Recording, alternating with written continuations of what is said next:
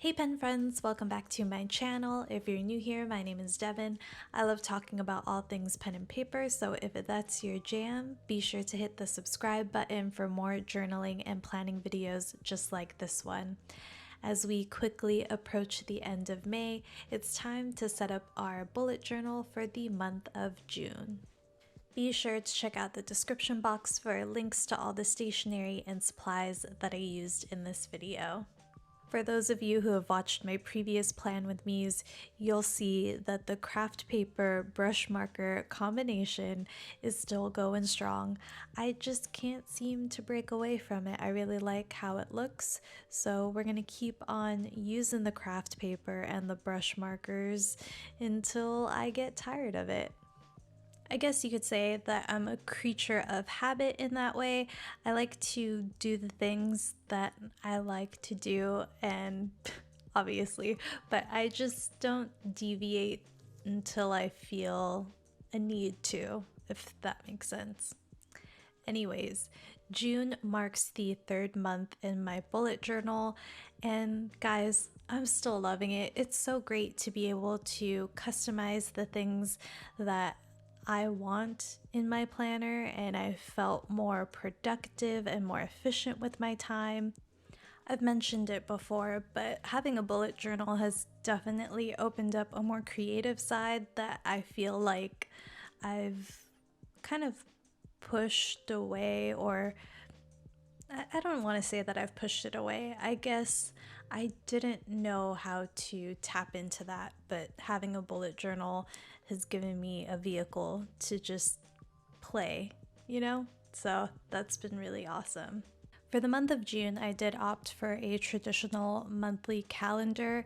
It's kind of what I'm used to, and I just like seeing all the information and dates organized in that way. So that's kind of where I have my little safety blanket of familiarity. I think where I really pushed myself creatively though was with the theme. So around this time last year, my family and I took a trip to the Philippines. It was my second time ever visiting. The first time was in third grade, so already 20 plus years had passed. To be able to go as an adult was really eye-opening, and we had a great time. We visited family, we did a lot of touristy things. We visited Cebu, Manila, and Iloilo. And to commemorate that special trip, I decided to make it my theme for this month. Coincidentally, it is Filipino Heritage Month in Canada. I'm not from Canada, but if you are, let me know in the comment section below. I created these doodles on my iPad, and that was very much outside my comfort zone. I don't really consider art to be my strong suit, but again, having a bullet journal kind of just helps me put that fact aside and say, hey, this is what I want to do, and I'm gonna try it, and if it works out, great, and if not, that's okay too. Overall though, I'm really pleased with how my illustrations came out. I have to shout out my sister-in-law Jane. She totally came through with the technical support in helping me get set up with my iPad so I could do this. So Jane, if you're watching this, thank you so much. And Jordy, I know you're gonna ask for a shout out too. So Jordy, this is your shout out. I hope you're staying safe, and we love you and we miss you both. There were a lot of great moments from that trip, and it's really hard to pick one, but something that always stands out when I'm reflecting and reminiscing about our trip to the Philippines is the food. Ironically, I don't really care for Filipino food. I know, gasp, what kind of Filipina am I? To be honest, I don't even know how to answer that, but we were able to eat at this really amazing Spanish restaurant in Cebu. I know, if you're going to the Philippines, you're probably wanting to enjoy some iconic Filipino food. But I would say if you're in Cebu, go to the Crimson Mactan Resort and have yourself an amazing meal at Enye. Oh my gosh, the paella and the manchego cheese board plate. Oh, it's all so good. And even like their breakfast, it's like they have Spanish cuisine and Filipino cuisine. So for the rest of my family who really like love Filipino food, they were able to enjoy their meal and I was able to enjoy my meal. It was so good. And they had these like lechon tacos. Oh, so amazing. I just, oof, it was all so good. I'm like salivating right now just thinking about it.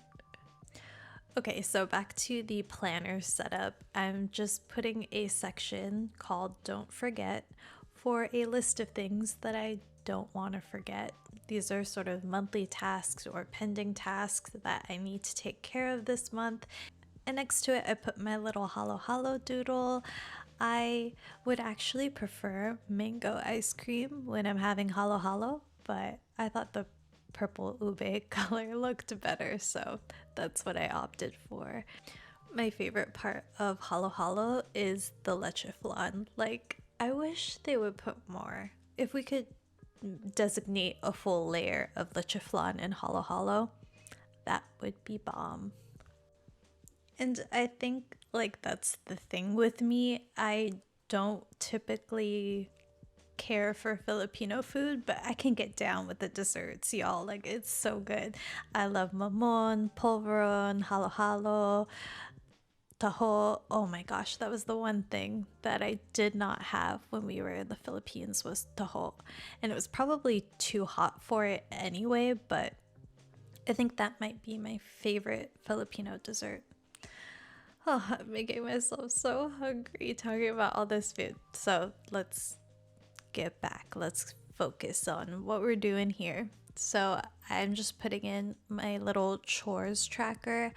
I really, really like doing sort of a weekly habit tracker for this, or I guess it would be monthly, but I track my chores by the week so that I don't have to rewrite these tasks over and over in my weekly spreads. I like that systems like this are so efficient because it saves time and energy, and that time and energy can be put back into more creative, fun things like doodling in my bullet journal. By nature, I am not really an adventurous type, but Kawasan Falls was definitely a highlight from our Philippines trip. My husband was so adamant that we had to go canyoneering while we were in the Philippines, and to him, that's what would make the trip worth it. So I reluctantly agreed to go with him, and it was crazy. He got sick the day before we were supposed to go, like just had a fever and was not feeling well, but he got himself up that morning before I did. I think we left around like 4 or 5 o'clock in the morning because we still had like a 2 or 3 hour drive to the actual canyoneering area. It was just the two of us. I think it was a little bit too extreme of an activity for the rest of my family. And just to kind of put it into perspective, it wasn't even something that the resort was willing to promote. They weren't working with any canyoneering companies to help like tourists and visitors go. So yeah, I mean, it was insane. I could never in my life have guessed that I would do what I did. Now, let me preface, I did not do all the jumps. I did one, and it was the one jump that like you had to do in order to finish the path. But my husband, he did all of them, and he is such a rock star. He is amazing for doing so. He did the 50 or 60-foot jump at the end, and I still can feel like my heart racing the same way it did when I saw him jump. Like, it's racing right now just talking about it. It was insane. The falls itself, the whole trail was breathtaking, and if there was ever a moment that I was 100% sure that I was living my life to the fullest, it was canyoneering with my husband. I highly recommend, even if you're a little scaredy cat like myself, that you consider doing something like that if you get the chance to. Really, it was a once in a lifetime moment for both of us. I definitely brought back a lot of polvoron for myself and to also give, because sharing is caring. My favorite polvoron is the chocolate covered ones. Those were so delicious. And then I think when we were at the airport, they had a chocolate marshmallow one. I don't know that we got it, but if you've tried it, let me know, because it sounds like a really good combination. So much great food, so much fun, and so many amazing memories back in the Philippines. I'm really happy that I decided to incorporate some of those memories in this month's bullet journal spread. I'm going to be talking about this in more detail in an upcoming video, so stay tuned. But if you're still here, if you're still watching to the very end, I want to say that I appreciate you, and I want to share some exciting news with you. I'm going to be sharing some of these illustrations in a printable as part of my soft launch for my Etsy shop. I have been wanting to challenge myself more creatively, and I feel like this is a step in that direction. I'm really excited and also really nervous, but I'm excited because I get to share this with you guys, and of course, I'll update you on how it goes.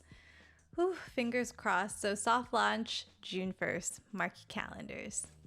If you enjoyed this video, please give it a thumbs up and feel free to share it with a pen friend who you think might also enjoy it. Don't forget to subscribe and turn on those notifications, that way you don't miss any of my videos. I do my best to upload here every Thursday evening, so please take care until then. Feel free to enjoy these two videos linked here on the screen. Thank you so much for watching, and I'll catch you in the next one.